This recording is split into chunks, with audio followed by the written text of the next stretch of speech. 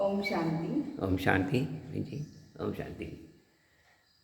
आज सतगुरुवार है। मीठे प्यारे बाबा सतगुरु के रूप में हम बच्चों को शिक्षाएं देते हैं और विशेष आज से हम भाई बहनों के लिए खुशखबरी भी है कि हम सेंटर खुल गए हैं।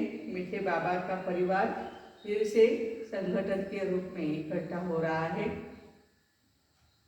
19/11/2020 आज का महावाक्य है, मीठे बच्चे, ये सारी दुनिया रोगियों की बड़ी हॉस्पिटल है। ये सारी दुनिया रोगियों की बड़ी हॉस्पिटल है।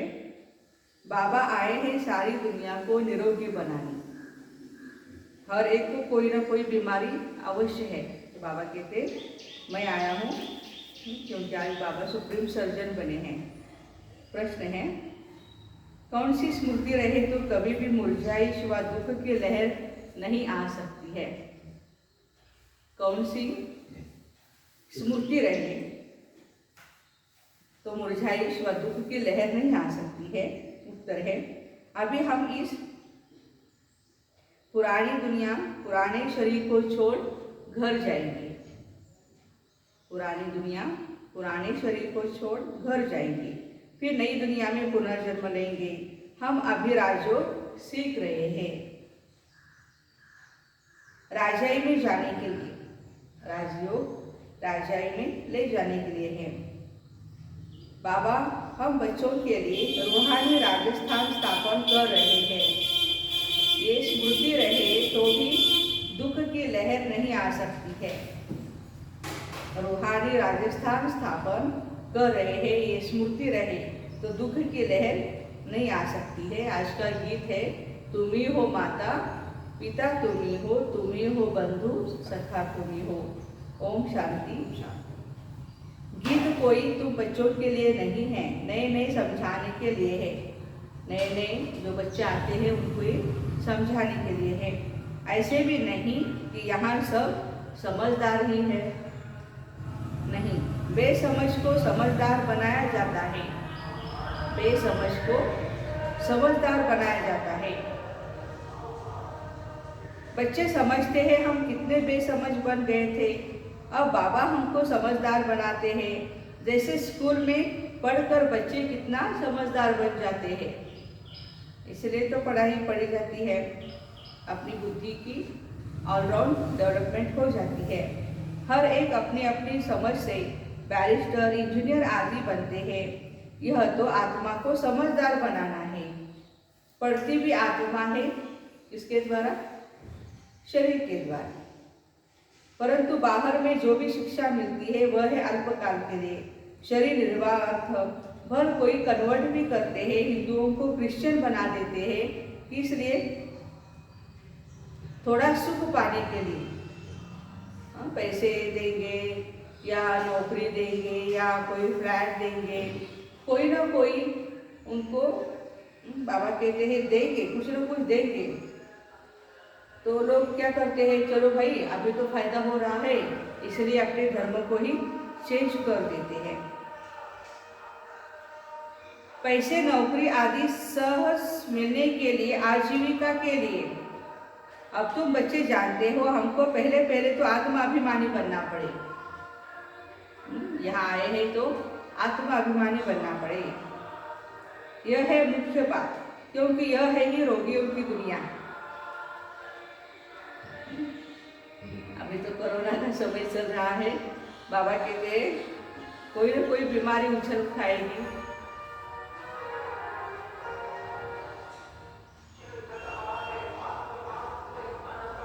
ऐसा कोई मनुष्य नहीं जो रोगी नहीं बनता हो। शरीर की बीमारी नहीं तो उसको मन की बीमारी तो होगी, मन की नहीं है तो धन की तो होगी, कुछ न कुछ होगा ही उसको।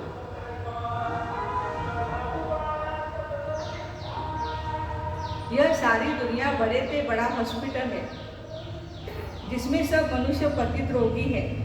आयु भी बहुत कम होती है, अचानक मृत्यु को पा लेते हैं, काल के चंबे में आ जाते हैं। ये भी तो बच्चे जानते हो तुम बच्चे सिर्फ भारत की ही नहीं, सारे विश्व की सर्विस करते हो गुप्त रीति से। मानस पूजा के अर्थ में सब जानते हैं उसको। मनसा सेवा तो हम बच्चे ही कर सकते हैं फरिश्ता के रूप में। तो बाबा कहते हैं ये सेवा और कोई नहीं कर सकता है। मूल बात है बाबा को कोई भी नहीं जानते हैं। मनुष्य होकर और पारों की बात को नहीं जानते, उनसे प्यार नहीं रखते। अब बाबा कहते मेरे साथ प्यार रखो, मेरे साथ प्यार रखते रखते तुमको मेरे साथ ही वापस चलना है। जब तक वापस चलो तब तक इस चीज की दुनिया में रहना पड़ता है। बच्चे तंग नहीं हो तो बाबा कहते हैं जाना है। पहले पहले तो देही अभिमानी बनो, तब तुम धारणा भी कर सको और शिव बाबा को याद भी कर सको। अगर देही अभिमानी नहीं बनते हैं तो बाबा कहते किस काम के ठहरे। न कि रचना को जानने की, गाया भी जाता है। मूल बात है देही अभिमानी बनने की, न कि रचना को जानने की। गाया जाता रचना और रचना का ज्ञान। ऐसे नहीं कि पहले रचना फिर रचना का ज्ञान कहेंगे, नहीं, पहले रचयिता है। ऐसा भी नहीं कि पहले रचना का ज्ञान दे दो बाद में रचयिता का, नहीं। बाबा कहते पहले रचयिता का ज्ञान होना चाहिए। वही बाप है, कहा भी जाता है गॉड फादर। वह आकर तुम बच्चों को आप समान बनाते हैं। बाबा तो सदैव आत्मा अभिमानी है ही, इसलिए वह सुप्रीम है। बाबा कहते मैं हूँ आत्मा अभिमानी। बाबा को देह ही नहीं है तो देह अभिमान आने का चांस ही नहीं। और हम बच्चे 84 जन्मों में आते आते इतने शरीर लेते हैं तो देह अभिमान आ जाता है।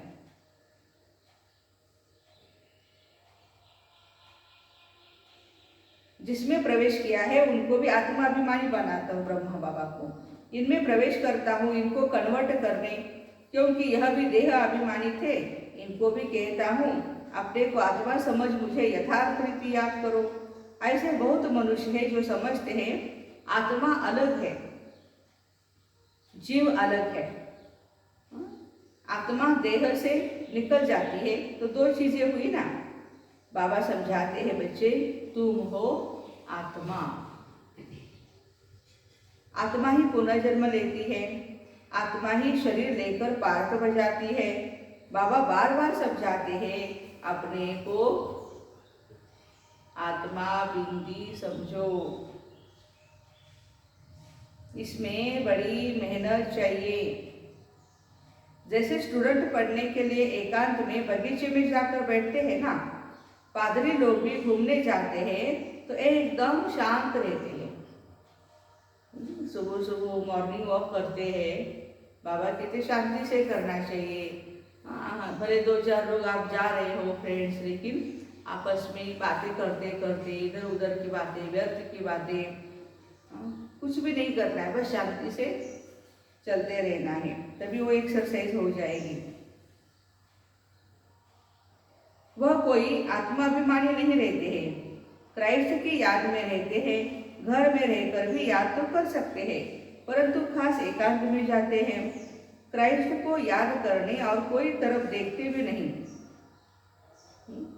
पादरी लोगों की विशेषता बाबा बताते हैं कि क्राइस्ट को याद करते हैं और किसी भी देहधारी को याद नहीं करते हैं। क्या समझते हैं वो? जो अच्छे अच्छे होते हैं ना, समझते हैं हम क्राइस्ट को याद करते उनके पास चले जाएंगे। क्राइस्ट हेवन में बैठा है, हम भी हेवन में चले जाएंगे। इनको ये पता नहीं है कि सृष्टि चक्र के अंदर क्राइस्ट भी अभी है हमारे साथ, लेकिन उसका रूप चेंज है, कर्तव्य चेंज है।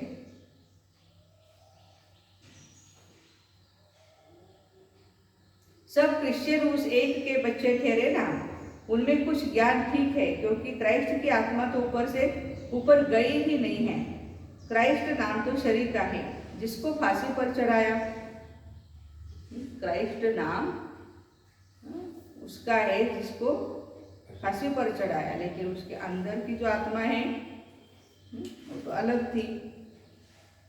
आत्मा को तो फांसी पर नहीं आत्मा फांसी पर नहीं चढ़ सकती है, उसको क्या जरूरत है। और फांसी पर चढ़ना आना भी चाहिए ना, देह को भी फांसी पर चढ़ाते हैं, आत्मा तो बिंदी है। अब क्राइस्ट की आत्मा गॉड फादर के पास गई, यह कहना भी रॉन्ग हो जाता है। वापस कोई कैसे जाएंगे? हर एक को स्थापना करने के बाद पालना भी जरूर करनी होती है। हर एक धर्म स्थापक के लिए बाबा बोल रहे हैं, मकान को पोताई आदि कराई जाती है, यह भी पालना है ना। पहले के जमाने के मकान जो थे मिट्टी वाले, उसको पोताई की जाती थी। अब बेहद के बाप को तुम बच्चे याद करो, यह नॉलेज बेहद के बाप के सिवाय कोई भी नहीं दे सकता। अपना ही कल्याण करना है, रोगी से निरोगी बनना है। यह रोगियों की बड़ी हॉस्पिटल है, पूरी दुनिया हॉस्पिटल बन गई है। कौन कर रहे हैं इसका इलाज? तो बाबा कहते मैं आया हूँ बच्चों का इलाज करने। यह रोगियों की बड़ी हॉस्पिटल है, सारी विश्व रोगियों की हॉस्पिटल है, सारी विश्व। ऐसा कोई भी नहीं है जिसको कोई बीमारी नहीं। रोगी जरूर जल्दी मर जाएंगे, बाबा आकर इस सारे विश्व को निरोगी बनाते। ऐसे नहीं कि यहाँ ही निरोगी बनेंगे। बाबा कहते हैं निरोगी होते हैं नई दुनिया में। बोले हमारा नारा है स्वच्छता और निरोगी रहने का, लेकिन बाबा कहते हैं कि पूरे के पूरे निरोगी नहीं यहाँ रहते, वो तो सतयुग में रहेंगे। यहाँ 63 जन्मों का हिसाब किताब इस शरीर के द्वारा ही चुकू करना है, तो कुछ न कुछ बीमारियां तो आती रहती है, लेकिन मन चंगा तो कटौती में लूंगा। मन को हमें शक्तिशाली बनाना पड़ेगा। बाबा कहते निरोगी होते हैं नई दुनिया में, पुरानी दुनिया में निरोगी हो न सके। ये लक्ष्मी नारायण निरोगी एवर हेल्दी है। वहाँ आयु भी बड़ी होती है। कितनी? सतयुग में आयु कितनी साल की है? 150। 150। 150। रोगी विशेष होते हैं, विकारी होने के कारण उनकी आयु रोगियों की कम होती है ना। वाइसलेस रोगी नहीं होते, जो निर्विकारी है, देवी देवता है, वो रोगी नहीं होते, वह है संपूर्ण निर्विकारी। बाबा खुद कहते हैं इस समय सारी विश्व खास भारत रोगी है। तुम बच्चे पहले पहले निरोगी दुनिया में आते हो, निरोगी बनते हो याद की यात्रा से। याद से तुम चले जाएंगे अपने स्वीट हो परम धाम में। जितना याद करते जाएंगे अपने घर चले जाएंगे। यह भी यात्रा है, आत्मा की यात्रा है, बाप परमात्मा के पास जाने के लिए। यह है स्पिरिचुअल यात्रा, जो हमने लॉकडाउन में बहुत अच्छी तरह से की है। बाहर की यात्रा तो बंद हो गई, लेकिन अंदर की यात्रा बहुत हमने की, अभी कर भी रहे हैं। यह भी एक यात्रा है। यह अक्षर कोई समझ नहीं सकते, तुम भी नंबरवार जानते हो, परंतु बच्चे भूल जाते हैं। मूल बात है यह, समझाना भी बहुत सहज है, परंतु समझाए वह जो खुद भी रूहानी यात्रा पर हो। खुद होगा नहीं तो दूसरों को तीर भी नहीं लगेगा। हम याद नहीं करते हैं तो दूसरों को कह भी नहीं सकते, और कहा भी तो भी तीर नहीं लगेगा उसको। खुद होगा नहीं, दूसरे को बताएंगे तो तीर नहीं लगेगा। सच्चाई का जौहर चाहिए। हम बाबा को इतना याद करते जो बस स्त्री पति को कितना याद करती है। मिसाल देते हैं बाबा, ये तो है पतियों का पति, बापों का बाप, गुरुओं का भी गुरु। गुरु लोग भी उस बाबा को ही याद करते हैं, क्राइस्ट भी बाबा को ही याद करते हैं ना। गॉड इज लाइफ, परमात्मा गॉड है, God he love is God, ऐसे तो उन्होंने परमात्मा के लिए बोला है। तो बाबा कहते हैं कि क्राइस्ट भी बाप को याद करते थे, परंतु उनको कोई जानते नहीं है। बाबा जब आए तब आकर अपनी पहचान देते हैं। खुदा खुद आकर खुद के तरीके से खुद का परिचय देते हैं। बाबा जब आए तब आकर पहचान देते। भारतवासियों को ही बाबा का पता नहीं है, गौरों को कहाँ से मिलेगा। विराट से भी यहाँ आते हैं योग सीखने के लिए। वो तो हठ योग सीख करके चले जाते हैं, लेकिन बाबा कहते राजयोग तो हम ही सिखाएंगे। समझते हैं प्राचीन योग भगवान ने सिखाया, यह है भावना। बाबा समझाते हैं सच्चा सच्चा योग तो मैं ही कल्प कल्प आकर के सिखलाता हूँ। सॉरी, एक ही बार कल्प में एक ही बार आकर के बाबा हमको राजयोग सिखलाते हैं। मुख्य बात है अपने को आत्मा समझ बाप को याद करो, इसको ही रूहानी योग कहा जाता है। बाकी सबका है जिस्मानी योग। ब्रह्म से योग रखते हैं, वह भी बाबा तो है नहीं, वो तो ब्रह्म तत्व है रहने का स्थान।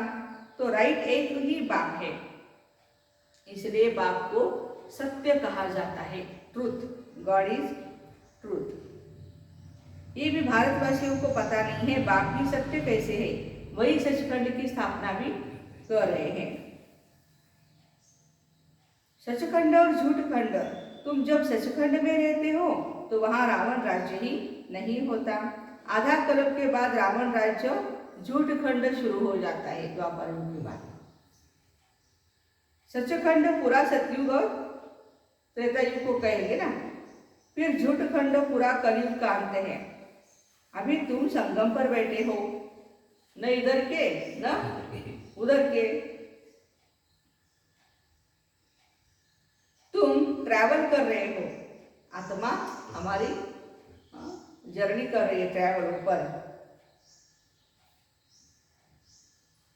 शरीर नहीं। बाबा आकर के यात्रा करना सिखलाते हैं, यहाँ से वहां जाना है तुमको यह सिखलाते हैं। वो लोग फिर स्टार्स, मून आदि तरफ चले जाते हैं, फायदा कुछ भी नहीं। इन चीजों से ही सारा विनाश होना है, बाकी जो भी इतनी मेहनत करते हैं सब व्यर्थ है। तुम बच्चे जानते हो यह सब चीजें जो साइंस से बनती है वह भविष्य में तुम्हारे ही काम आएगी। यह ड्रामा ही बना हुआ है। बेहद का बाप आकर के पढ़ाते हैं तो कितना रिगार्ड रखना चाहिए। टीचर का वैसे भी बहुत रिगार्ड रखते हैं। टीचर फरमान करते हैं अच्छी रीति पढ़कर पास हो जाओ। अगर फरमान को नहीं मानेंगे तो बाबा कहते नापास हो जाएंगे।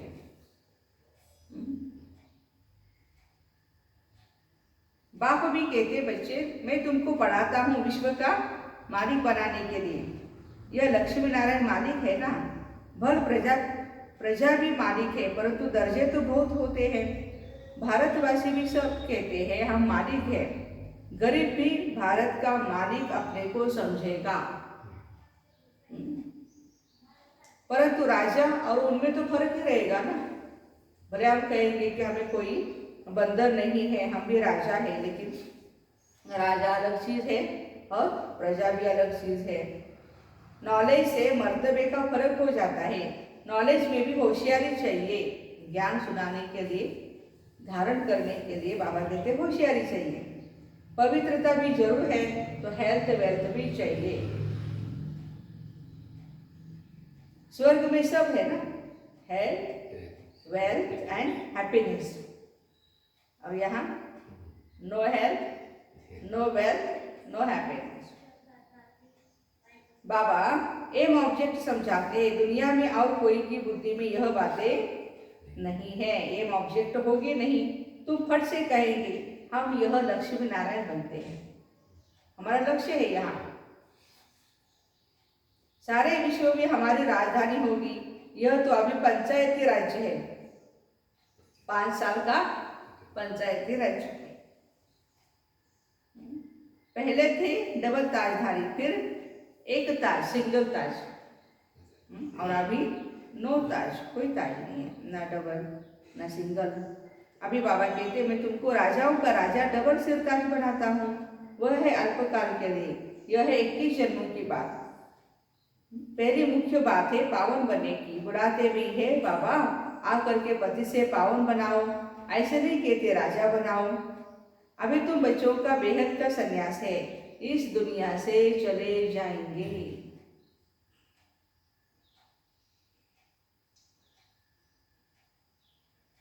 अपने घर फिर हेवन में आएंगे।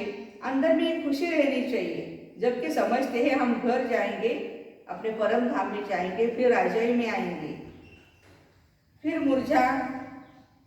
मुरझाएंगे। दुख आदि सब क्यों होना चाहिए? मुरझाई दुख आदि सब क्यों होना चाहिए? हम आत्मा घर जाएंगी, फिर पुनर्जन्म नई दुनिया में लेगी। ये नॉलेज है तो मरने के बाद जो लोग रोते रहते हैं, दुख करते रहते, कुछ नहीं होगा, तो उनकी आत्मा नया शरीर धारण करेंगे। तो बच्चों को स्थायी खुशी क्यों नहीं रहती है? रहती है लेकिन टेम्पररी रहती है, स्थायी होनी चाहिए, परमानेंट। माया का अपोजिशन बहुत है, इसलिए खुशी भी कम हो जाती है, कभी खुशी कभी गम। पतित पावन खुद कहते हैं मुझे याद करो, तुम्हारे जन्म जन्मांतर के पाप भस्म हो जाएंगे। तुम स्वदर्शन चक्रधारी बनते हो, जानते हो, फिर हम अपने राजस्थान में चले जाएंगे, अपने राजस्थान में चले जाएंगे। अभी भी राजस्थान में, लेकिन वो दैवी राजस्थान तो नहीं है। यहाँ भिन्न भिन्न प्रकार के राजाएं हुए हैं और फिर रूहानी राजस्थान बनना है। अभी का राजस्थान जिस्मानी राजस्थान है, फिर रूहानी राजस्थान बनना है। अभी शरीर के ऊपर राज करते ना, देहधारी के ऊपर, प्रजा का प्रजा पर राज है। लेकिन सतयुग में सचमुच राजाएं, महाराजाएं या राज करेंगे।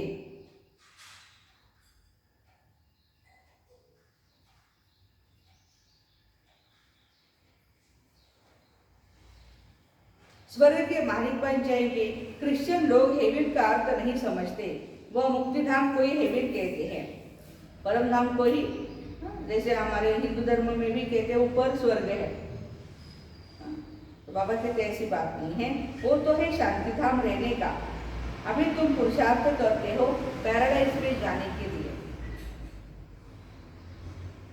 यह फर्क बताना पड़े। गॉड फादर है मुक्ति धाम में रहने वाला, गॉड फादर है मुक्ति धाम में रहने वाला, वो हेवन में नहीं रहते। हेवन में चलने के लिए हेवन का मालिक हमको बनाते हैं बाबा, लेकिन वो हेवन में नहीं रहते हैं। स्वीट साइलेंस होम है उनका, वो रहते शांति धाम में। तुम जिसको शांति धाम कहते हो उनको लोग हेवन समझते हैं, ये सब समझने की बातें हैं। बाबा कहते नॉलेज तो बहुत सहज है, नॉलेज तो बहुत ही सहज है। यह है पवित्र बनने की नॉलेज, मुक्ति जीवन मुक्ति में जाने की नॉलेज, जो बाबा ही दे सकते हैं। जब किसको फांसी दी जाती है तो अंदर में यही रहता है, हम भगवान के पास जाते हैं। देखो दुनिया में फांसी देते हैं तो लास्ट में उसको बोलते भी है कि तुम्हारी क्या इच्छा है, मरने के पहले की इच्छा बता दो ताकि पूरी कर सके, और पूरी कर भी देते हैं। फांसी देने वाले को भी कहते हैं गॉड को याद करो, गॉड को जानते ही नहीं, गॉड को जानते भी नहीं, न फांसी देने वाला जानता है और जिसको फांसी होने वाली है वो भी नहीं जानता है। गॉड को जानते दोनों नहीं, उनको तो उस समय मित्र संबंधी आदि जाकर याद पड़ते हैं। गायन भी है ना, अंतकाल जो स्त्री सिमरे, कोई ना कोई याद जरूर रहता है देहधारी। सतयुग में तो सब मोहजित रहते हैं, वहां जानते हैं एक खाल छोड़ दूसरी खाल लेंगे, वहां याद करने की दरकार नहीं। इसलिए कहते हैं दुख में सिमरण सब करे, सुख में करे न कोई। दुख में सिमरण करे, काहे को दुख होवे, सुख में सिमरण करेंगे सब तो दुख नहीं होगा। यहाँ दुख है इसलिए याद करते हैं भगवान से कुछ मिले। वहाँ तो सब कुछ मिला ही हुआ है सच्ची में, इसलिए भगवान को याद नहीं करते हैं। वहाँ तो सब कुछ मिला हुआ है। तुम कह सकते हो हमारा उद्देश्य है मनुष्य को आस्तिक बनाना, धनी का बनाना। अभी सब निधन के हैं, हम धनी का बनाते हैं, खुद भी बनते हैं। सुख शांति संपत्ति का वर्षा देने वाला एक ही बाप है। इन लक्ष्मी नारायण की कितनी बड़ी आयु थी यह भी बच्चे जानते हैं। भारतवासियों की पहले आयु बहुत बड़ी रहती थी, 150 साल। बहुत बड़ी हो गई ना आयु। यह भी जानते हैं भारतवासियों की पहले आयु बड़ी थी, अब छोटी हो गई है। क्यों छोटी हो गई? विकार के कारण छोटी हो गई। सब विकारी बन गए, बीमार होने लगे, पाप कर्म भी बढ़ते गए। क्यों छोटी हुई है ये नहीं जानते। तुम्हारे लिए तो बहुत सहज हो गया है समझना और समझाना। 24 नंबर बार समझानी हर एक की अपनी अपनी है। जो जैसे धारणा करते हैं ऐसे ही समझाते हैं। अच्छा, मीठे मीठे सिक्के लदे बच्चों प्रति माता पिता बाप दादा का याद प्यार और गुड मॉर्निंग। रूहानी बाप की रूहानी बच्चों को नमस्ते। हम रूहानी बच्चों की रूहानी माता पिता बाप दादा को याद प्यार गुड मॉर्निंग और नमस्ते। वाह बाबा वाह, शुक्रिया बाबा शुक्रिया। धारणा के लिए मुख्य सार है, जैसे बाप सदैव आत्माभिमानी रहते हैं ऐसे आत्माभिमानी रहने का पूरा पुरुषार्थ करना है। जैसे बाप आत्माभिमानी है ऐसे ही हम बच्चों को भी आत्माभिमानी बनने का पुरुषार्थ करना है। एक बाप को दिल से प्यार करते करते बाप के साथ घर चलना है। दूसरी पॉइंट है, बेहद के बाप का पूरा रिकॉर्ड रखना है, अर्थात बाप के फरमान पर चलना है। बाप का पहला फरमान है, बच्चे अच्छे रीति पढ़कर पास हो जाओ। इस फरमान को पालन अवश्य करना है। आज का वरदान है, सेंस और इसेंस के बैलेंस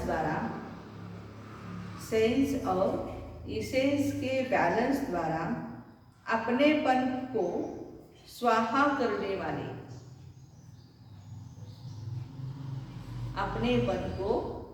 करने वाले विश्व परिवर्तक भव। विस्तार है, सेंस अर्थात ज्ञान की पॉइंट्स। सेंस अर्थात ज्ञान की पॉइंट्स, समझ, और इसेंस अर्थात सर्वशक्ति स्वरूप, स्मृति और समर्थ स्वरूप। इन दोनों का बैलेंस